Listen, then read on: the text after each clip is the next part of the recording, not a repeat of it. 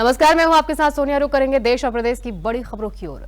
Canada के Brampton में हिंदू सभा मंदिर को खालिस्तान समर्थकों ने एक बार फिर निशाना बनाया है, जिसको लेकर राष्ट्रीय हिंदू परिषद भारत के कार्यकर्ताओं में आक्रोश है। कार्यकर्ताओं ने कनाडा का विरोध करते हुए प्रधानमंत्री जस्टिन ट्रूडो के पोस्टर जलाए और कालिक पोती। इसके साथ ही राष्ट्रीय हिंदू परिषद भारत के राष्ट्रीय अध्यक्ष गोविंद पराशर ने कहा कि किसी भी कनाडा के नागरिक को ताजमहल नहीं देखने देंगे। जल्द ही देवी देवताओं का अपमान करना बंद नहीं किया गया तो दिल्ली में कनाडा के दूतावास को घेरेंगे। जिस तरह से कनाडा में हमारे मंदिरों को तोड़ा जा रहा है, हिंदुओं को प्रताड़ित किया जा रहा है, देवी देवताओं को प्रताड़ित किया जा रहा है, आज हमने हिंदुस्तान की तरफ से उनको मुंह तोड़ जवाब देने का कार्य प्रधानमंत्री जी से कहना चाह रहे हैं हम कि किसी भी तरह कनाडा से कोई भी संबंध ना रखे, क्योंकि कनाडा जिस तरह से हमारे साथ आतंकवादियों जैसा व्यवहार कर रहा है, क्योंकि आतंकवादी करो और कनाडा में दुख की जाओ, तो वो वाली कहावत है। आतंकवादी जितने भी शरण ले रहे हैं, अब तक पाकिस्तान में लेते थे, अब सब कनाडा में ले रहे हैं।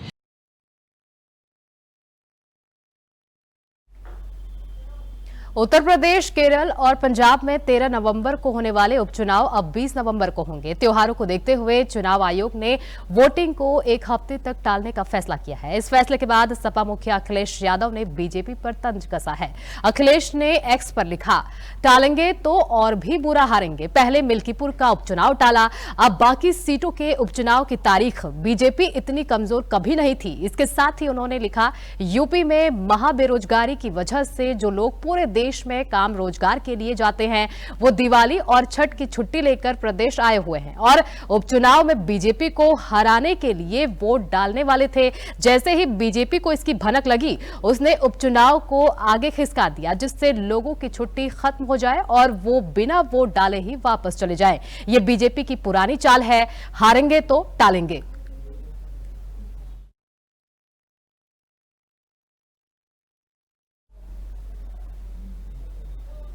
उत्तर प्रदेश बार काउंसिल के आह्वान पर आगरा के दीवानी परिसर में वकीलों ने गाजियाबाद की घटना को लेकर जमकर प्रदर्शन किया। अभी हाल ही में गाजियाबाद में जिला जज द्वारा स्थानीय पुलिस से वकीलों पर लाठीचार्ज कराया गया, जिसका आगरा में वकीलों ने हाथ में तख्ती लेकर जमकर प्रदर्शन किया। तो वहीं आगरा अधिवक्ताओं का कहना है कि अगर गाजियाबाद की घटना को लेकर जल्द ही दोषियों के खिलाफ कार्रवाई नहीं की गई तो आगरा में बड़ा आंदोलन होगा।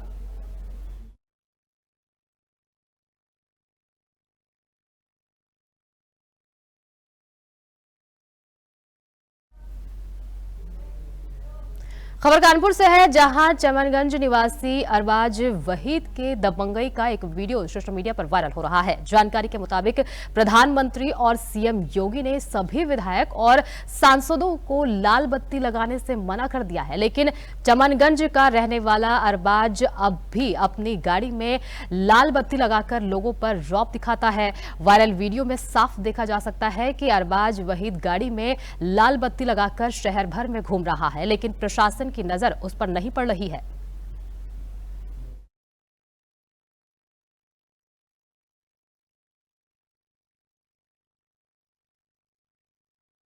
खबर पीलीभीत से है, जहां रिकंस्ट्रक्शन और री स्पेशल पीसी सड़क रिपेयर में जमकर धांधली हुई है। जनपद पीलीभीत के पीडब्ल्यूडी विभाग के अवर अभियंता अनूप कुमार के संरक्षण में ट्रांस शारदा क्षेत्र में सड़कों के निर्माण में भ्रष्टाचार दीमक की तरह फैला हुआ है। आपको बता दें कि शारदा पार हजारा इलाके की रिपेयर हुई अधिकतर सड़कें रिपेयर के महीनों बाद उखड़ने लगी है।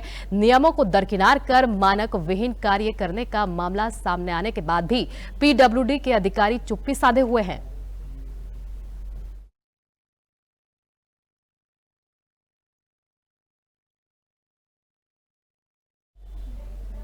हरिद्वार के नमामि गंगे घाट पर आज से पहली बार गंगा उत्सव होने जा रहा है। कार्यक्रम में केंद्रीय जल शक्ति मंत्री सीआर पाटिल और मुख्यमंत्री पुष्कर सिंह धामी भी शिरकत करेंगे। गंगा उत्सव को लेकर भाजपा प्रवक्ता विनोद सुयाल का कहना है कि नमामि गंगा के तहत गंगा उत्सव आयोजित किया जा रहा है और केंद्रीय जल शक्ति मंत्री सीआर पाटिल और सीएम धामी कार्यक्रम में पहुंचने वाले हैं। उन्होंने कहा कि गंगा की स्वच्छता के लिए उत्तराखंड का अहम योगदान है और गंगा स्वच्छता के लिए लोगों को जागरूक करना महोत्सव का उद्देश्य है।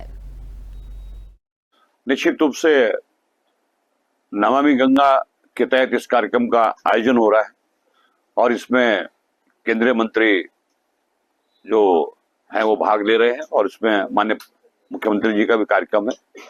और निश्चित रूप से गंगा की स्वच्छता के लिए जो उत्तराखंड का योगदान है वो पूरे देश के अंदर प्रशंसनीय है।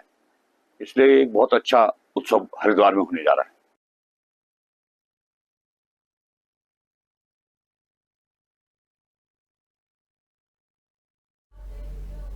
उत्तराखंड की केदारनाथ विधानसभा सीट पर हो रहे उपचुनाव के लिए राजनीतिक पार्टियां पूरे दमखम के साथ प्रचार प्रसार में जुट गई हैं और इस विधानसभा सीट पर केदारनाथ यात्रा का मुद्दा सबसे अहम माना जा रहा है। यही कारण है कि इस साल हो रहे उपचुनाव में दोनों पार्टियां केदारनाथ धाम की व्यवस्था और अव्यवस्थाओं को जनता के बीच रख रहे हैं और इसी मुद्दे को फोकस करते हुए प्रचार प्रसार कर रहे हैं। आप जितने बार केदारनाथ आएंगे, हम तो चाहते हैं कि आप भगवान के दर्शन करने के लिए बारंबार केदारनाथ आएं, लेकिन केदारनाथ और केदारी दोनों करा रहे हैं। अभी मैं अपने जिन साथियों के साथ आ रहा हूं, वो घोड़े खच्चर वाले हैं, वो बता रहे हैं कि एक पैसा इस बार नहीं कमाया है। यही हाल हमारे दुकान वालों के हैं, यही होटल वालों के हैं। लोगों को परेशानी ये हो गई है कि वो अपना कर्जा जो लिया है, बैंक से कर्जा जो लिया है, उसको कैसे वापस करें। और सड़कों के हाल और जाम के हाल आप ये पीछे देख रहे हैं कि सड़कों के हाल और जाम के हाल क्या है। माननीय मुख्यमंत्री जी, आप चाहे किसी भी निर्णय के कारण ये यात्रा खराब हुई, लेकिन इतना हमारा मानना है, और आप अगर सरकार ये दावा कर रही है कि नहीं यात्रा अच्छी चली है, तो श्री बद्रीनाथ केदारनाथ मंदिर समिति को जब 20 करोड़ का नुकसान इस साल यात्रा में हो गया है, तो हमारे लोगों को कितने का नुकसान होगा, इससे आप अंदाज लगा सकते हैं। तो हम इस नुकसान के लिए बिल्कुल हम इस नुकसान के लिए सरकार को दोषी मानते हैं और सरकार को जिम्मेदारी स्वीकार करनी चाहिए कि उनके कारण यात्रा में हमारे लोगों को नुकसान हुआ, वो दिवालिया होने की कगार पर है। जिस तरह से कुछ सालों से हुआ है, बहुत पहले मतलब यात्रा बहुत सीमित आती थी, आज लाखों की संख्या में यहाँ लोग आ रहे हैं। जो लाखों की संख्या में आ रहे हैं तो उनको ये भी पता लग रहा है कि कालीशिला कहाँ है, उनको ये भी पता है कि मदमेश्वर कहाँ है, उनको ये भी पता है कि राकेश्वरी मंदिर कहाँ है। और इसके अलावा भी जो हमारे अन्य मंदिर हैं, छोटे छोटे मंदिर भी हैं, उन जगह जो हमारे छोटे तीर्थ और पर्यटक स्थल है, उन जगह जाने के लिए लोग यहाँ आते हैं। हमने उन लोगों के लिए अच्छी सुविधा हमारे द्वारा हो, हम लोग अच्छी मतलब जहाँ हम अच्छा देते हैं तो लोग वहाँ जाते हैं, है ना। तो निश्चित तौर पर ये प्रयास होगा कि हमारा पूरा क्षेत्र, ये पूरी केदार घाटी तीर्थाटन के क्षेत्र में एक अलग पहचान रखे और जो दुनिया से लोग यहाँ आए वो सब जगह जा करके कालशिला भी जाए, राकेश्वरी मंदिर भी जाए, मदमेश्वर भी जाए। हमारे यहाँ पे नीचे शनि मंदिर बना रखा है, जिसको मतलब वहाँ पे पूजा करनी है वो वहाँ भी जाए, उसका और डेवलपमेंट वहाँ हो। तो इस तरह से मतलब इस घाटी के लिए हम तीर्थाटन के क्षेत्र में अच्छा काम कर सकते हैं।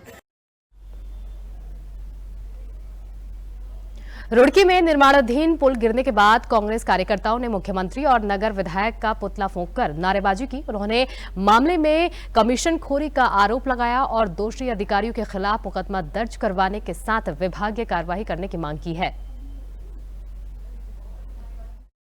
सरकार को, पीडब्ल्यूडी विभाग को, पीडब्ल्यूडी मंत्री को, इस सरकार के मुखिया को, रुड़की के नगर विधायक को, हरिद्वार के सांसद को दोषी मानता हूँ। हमारी मांग यह है कि सोलानी नदी का पुल 18 महीने से नहीं बना, उसके लिए वैकल्पिक रपटा जो बनाया गया वो पहली बारिश में बह गया। जो पैदल चलने के लिए पुल बनाया जा रहा था वो हल्की सी झोंक नहीं बर्दाश्त करा। आखिर क्वालिटी खराब क्यों लगाई जा रही है? आखिर मौके पे जो है क्वालिटी कंट्रोल क्यों नहीं किया जा रहा? कौन दोषी है? विभाग है, मंत्री है। विधायक जी को ये बताओ कि इस पुल में नीचे से कोई सपोर्ट नहीं थी, ये हैंगिंग ब्रिज है। विधायक जी जो इसके डीपीआर पढ़ो। खबर देहरादून से है, जहां रामनगर के मारचूला में एक बस अचानक अनियंत्रित होकर गहरी खाई में जा गिरी, जिसमें सवार लगभग 36 से अधिक सवारियों की मौत होने की पुष्टि हुई है। वहीं घटना पर खेल मंत्री रेखा आर्य ने गहरा शोक व्यक्त करते हुए बताया कि सरकार पूरी तरह से मृतकों और घायलों के साथ खड़ी है। उन्होंने बताया कि घटना के बाद से ही जिला प्रशासन की पूरी टीम राहत बचाव कार्य में लगी है और किस तरह से किसी की जान बचाई जा सके इसकी पूरे प्रयास करे जा रहे हैं। जिस प्रकार से जानकारी वहाँ के प्रशासन से प्राप्त हुई है, ये घटना अपने आप में हृदय विदारक घटना तो है ही। इसके साथ ही दिवाली के उपरांत में इस प्रकार की घटना का हम सबके सामने आना निश्चित रूप से मन बिल्कुल व्यथित है। और जो जानकारी प्राप्त हुई है प्रशासन से, जिस प्रकार से वहाँ पर घायलों की संख्या है, जिस प्रकार से वहाँ पर लोगों की मृत्यु के समाचार प्राप्त हो रहे हैं, तो मैं निःशब्द हूँ कि अपने दुख को किस प्रकार से व्यक्त करूँ। इस क्षण प्रशासन पूरी मुस्तैदी के साथ में वहाँ काम कर रहा है।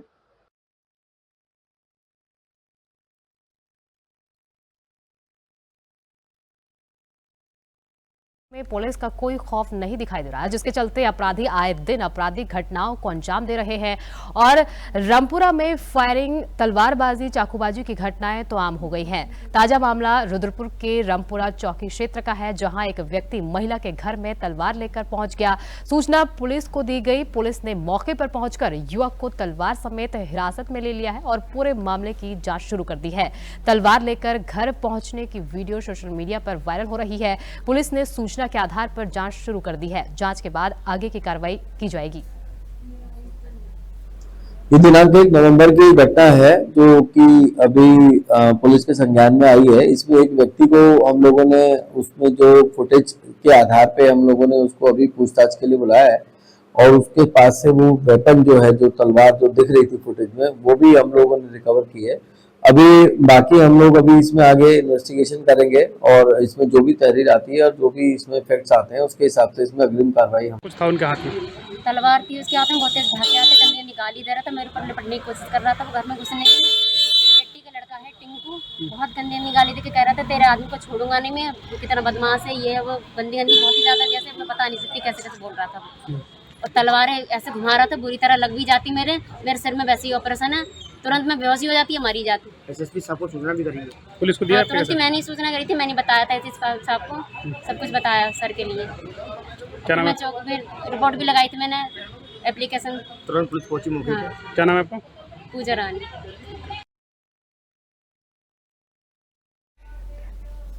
उत्तराखंड में लव जिहाद को लेकर सरकार भले ही सख्त रुख अपना रही है, लेकिन विशेष समुदाय के लोगों के द्वारा लगातार लव जिहाद की घटनाओं को अंजाम दिया जा रहा है। ताजा मामला उधम सिंह नगर जनपद के सितारगंज थाना क्षेत्र का है, जहां पर एक हिंदू धर्म की महिला को अपने प्रेम जाल में फंसाकर अपना नाम संजय यादव बताकर युवक ने विवाह रचाया और अब शादी के 1 साल बाद महिला को इसकी हकीकत पता चली तो उसने पुलिस से शिकायत करते हुए कार्रवाई की मांग की है।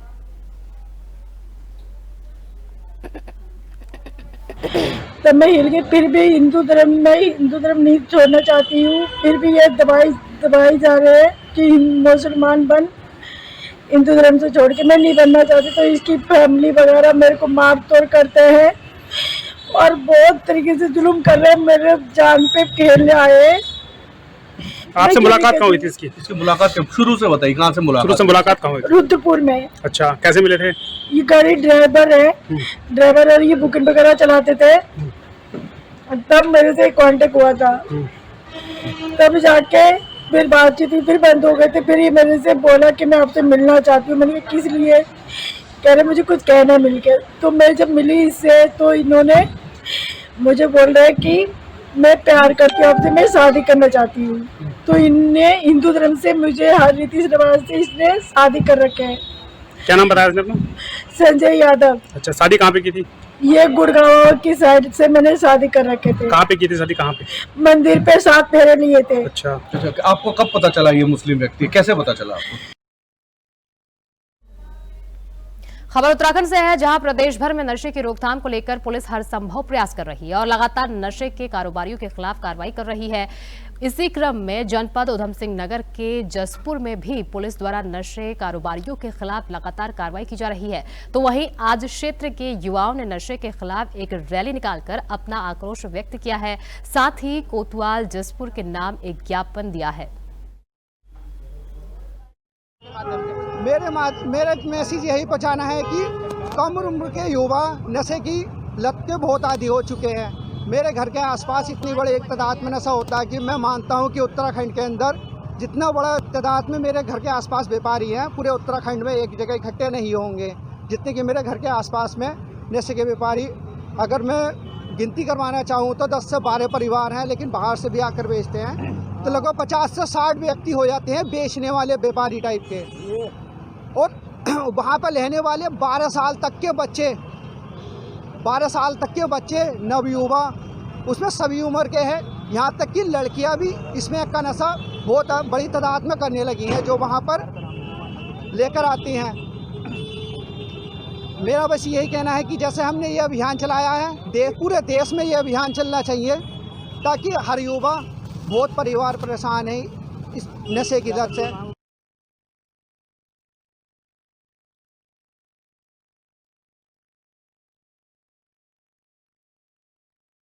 खबर गाजीपुर से है, जहां सदर कोतवाली क्षेत्र के शिव सर्जिकल सेंटर नामक प्राइवेट अस्पताल में लापरवाही के कारण जच्चा बच्चा की मौत हो गई। अस्पताल की लापरवाही की वजह से जच्चा बच्चा की मौत के मामले में अस्पताल संचालक पर मुकदमा दर्ज हुआ है। बीएनएस की धारा 106 के तहत मुकदमा दर्ज किया गया है। सीओसीटी ने इस मामले पर एफआईआर की पुष्टि की है। दिनांक 3/11/24 को एक नंदगंज निवासी कन्हैया बिंद उनकी बहू को, अपनी बहू को लेके ये उसके प्रसव के लिए इस हॉस्पिटल में लेके आए थे। हॉस्पिटल में एडमिट किया गया, लेकिन उसकी स्थिति ज़्यादा खराब होने लगी तो उन्होंने बनारस के लिए रेफ़र कर दिया। बनारस में दीर्घ आयु सेंटर, वहाँ पर जब तक ये पहुँचती था तो उसकी डेथ हो गई। दिनांक 3/11/24 को एक नंदगंज निवासी कन्हैया बिंद उनकी बहू को, अपनी बहू को लेके ये उसके प्रसव के लिए इस हॉस्पिटल में लेके आए थे। हॉस्पिटल में एडमिट किया गया, लेकिन उसकी स्थिति ज़्यादा खराब होने लगी तो उन्होंने बनारस के लिए रेफ़र कर दिया। बनारस में दीर्घ आयु सेंटर, वहाँ पर जब तक ये पहुँचती था तो उसकी डेथ हो गई। दिनांक 3/11/24 को। राकेश जी, यह जो परिवार जो मृतक है वो आपके परिवार से है? जी सर। क्या था पूरा मामला? मामला ये था सर कि मेरे घर की एक तो भतीजी है, उसको लेबर पेन हुआ था, डिलीवरी होने वाली थी। उसी पर्पज से लेकर इलाज के लिए हम लोग यहाँ पे आए थे, और आने के बाद बच्ची एकदम बिल्कुल ठीक थी, अपने से चल कर आई। आराम से उन लोगों से पूछा गया कि कैसे क्या इलाज होगा, तो वो लोग कहे कि 25,000 लगेगा, ऑपरेशन के द्वारा डिलीवरी हो जाएगी। हम लोग कहेंगे ठीक है। हम लोग के पास 5,000 रुपया था, वो जमा कर दिया गया और बाद में देने के लिए कह दिया गया। डॉक्टर ए.के. राय, शिव सर्जिकल अस्पताल के संचालक और डॉक्टर दोनों।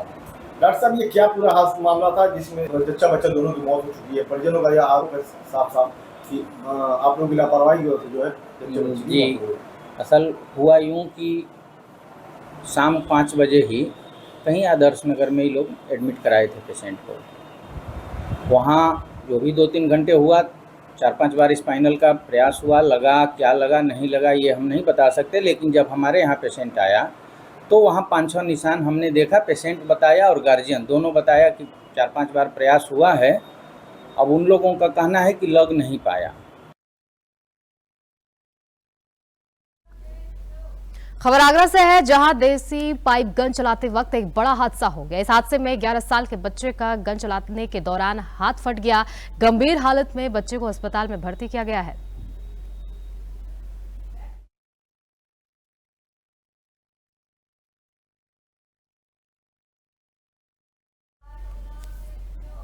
खबर कानपुर से है, जहां फ्रूटोला नाम की टॉफी खाने से 4 साल के मासूम बच्चे की मौत हो गई। फ्रूटोला टॉफी गले में चिपकने की वजह से बच्चे की सांसें रुक गई थी। वहीं इस मामले पर मासूम के परिजनों ने कंपनी के खिलाफ पुलिस से शिकायत कर जांच की मांग की है।